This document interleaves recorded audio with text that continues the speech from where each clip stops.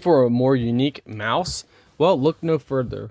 So this mouse design, you just simply place your hand like this. It actually does feel good in your hand. So you have your left and right mouse right up here and your scroller, but it actually works so your two fingers go like this, and it actually works really well. Like, you have the sides button up here, you have a buttons on the side here. Like, you would think it would be weird, but no, it's actually not. It feels good. On and off, and you plug this USB into your computer or laptop, and you're ready to go.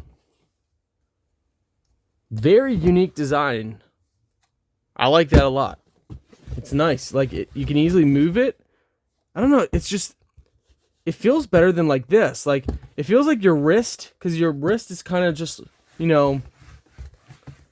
moving around, versus like this, that kind of bends your wrist a little bit, like, a regular mouse. I don't know. This is nice. If you don't want to do wireless, you do have this as well, and you can charge it with the cable as well. So it does come with your cable. Very nice.